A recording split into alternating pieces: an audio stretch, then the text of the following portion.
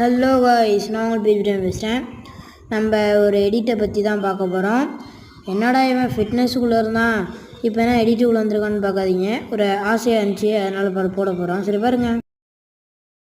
இப்படி வாய்ஸை மாற்றுறது எப்படின்னு நம்ம பார்க்க போகிறோம்.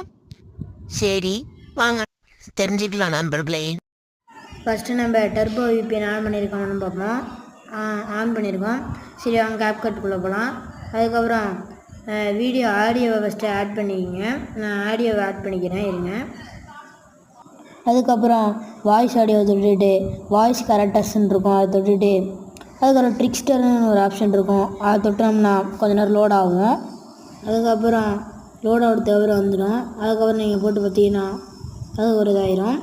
சரி, அடுத்த வீடியோவில் பார்ப்போம். அதுக்கு முன்னாடி காய்ஸ் இந்த வீடியோ பிடிச்சிருந்துச்சுன்னா லைக் பண்ணுங்கள், ஷேர் பண்ணுங்கள், சப்ஸ்கிரைப் பண்ணுங்கள். சரி, பை பை.